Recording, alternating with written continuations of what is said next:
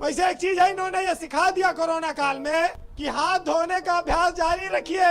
अभी तो बहुत चीजों से आपको हाथ धोना है, नौकरी, पैसा, व्यापार, आत्मविश्वास, भाईचारा, व्यवहार, काम धंधा, सबसे हाथ धोना है। असल में हमारे यहाँ धर्म बहुत महत्वपूर्ण मुद्दा है। मंदिरों के पास हजारों करोड़ रुपया है पूरे देश में, लेकिन जनता कभी नहीं सवाल पूछती।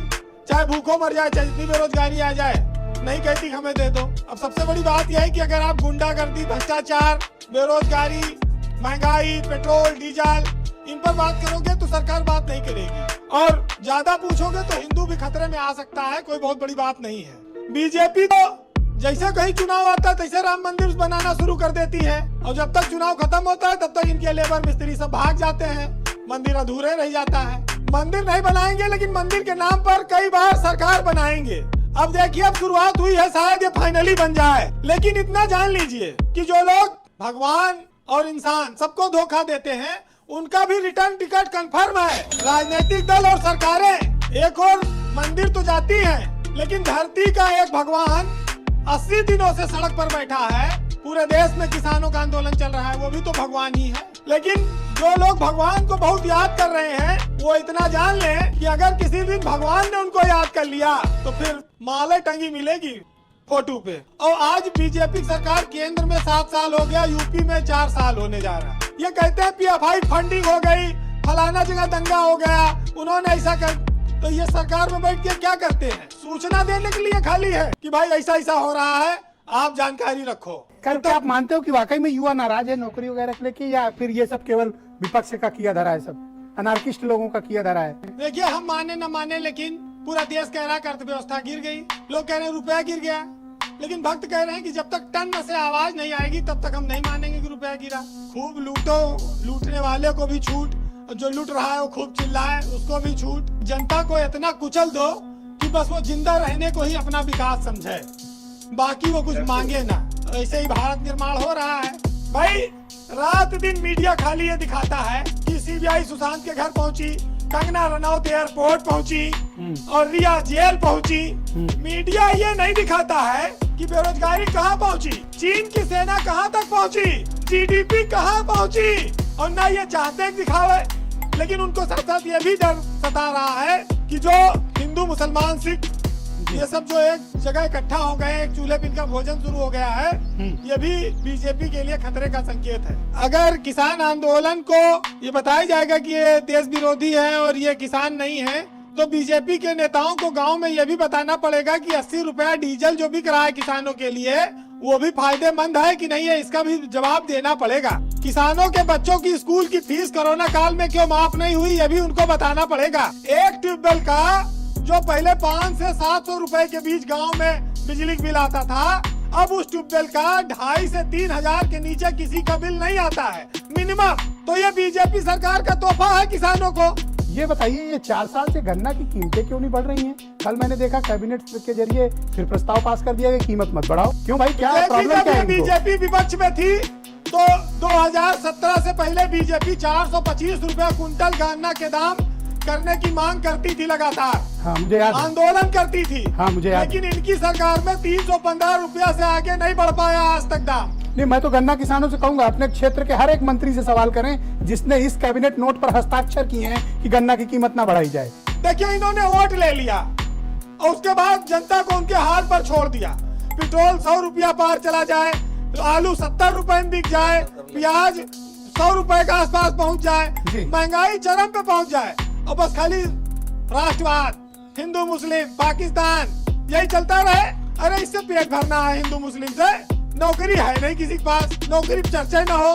लेकिन एक बात तो सत्य है कि सरकार कहती भाई नौकरियां बहुत है, काबिल लोग नहीं है। तो ये हम आप चिल्ला रहे हैं, बेरोजगार चिल्ला रहे हैं, डिसलाइक का बटन दबा रहे हैं, सोशल मीडिया पर ट्रेंड हो रहा है, पूरा समाज देख रहा है। उसके बावजूद चूंकि सत्ता में आप 5 साल के लिए बैठे हैं, आप ना मानिए। आपने 13 लाख नौकरी प्रतिवर्ष उत्तर प्रदेश में मैनिफेस्टो में वादा किया था, अब आप ना मानिए। ये आपकी इच्छा है। अच्छा, गरीब का बेटा अगर पढ़ लिख ले और कहे कि हमें रोजगार दो, तो कहो कि भाई पकौड़ा तल लो। और मंत्री और विधायक और सांसद का बेटा, उनके लिए बड़ी बड़ी फैक्ट्रियों में, बड़ी बड़ी संस्थाओं में बड़े बड़े पद हैं। जब कांग्रेस के जमाने में 60-70 रुपया पेट्रोल रहा, तब बीजेपी वाले कुर्ता फाड़ के खड़े हो जाते थे, और आज 100 रुपया में लेने में इस देश के जनता को दर्द नहीं हो रहा है। देखिए ब्रजेश जी, हमारे यहाँ जब बकरे को हलाल करना होता है तो उससे पहले उसको खूब खिलाया पिलाया जाता है। पहले जिनके पास सिलेंडर नहीं था, रसोई गैस उनको फ्री में बांटी गई। अब दाम इतने बढ़ा दिए गए कि जो फ्री में बचा था वो पैसा भी वसूल हो जाएगा।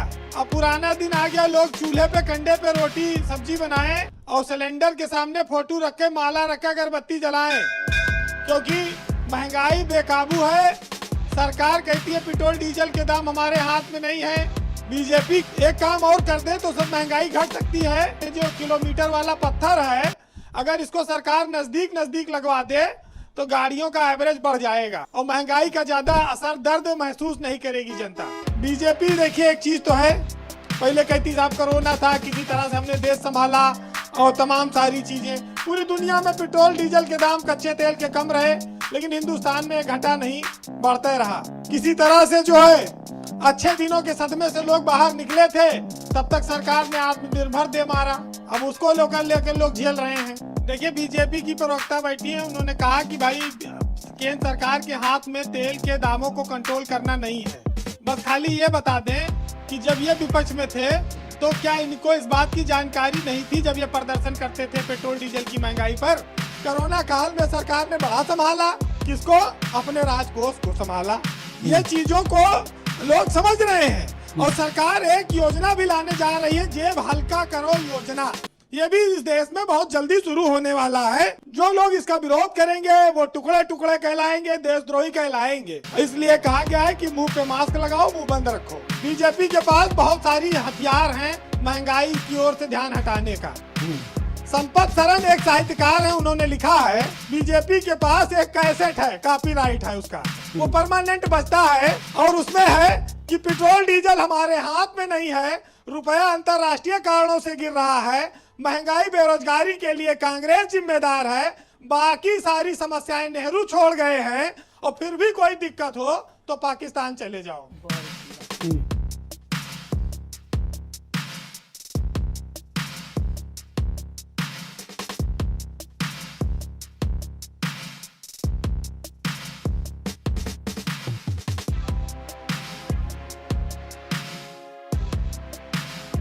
वैसे रफीक सदानी साहब ने कहा है कि नेता रहे छाँव माँ और धूप में जली हम, और जलपान करें नेता भुगतान करी हम। जी बहुत बहुत शुक्रिया आपका वीरेंद्र जी, बहुत बहुत धन्यवाद अपने शानदार इनपुट के लिए।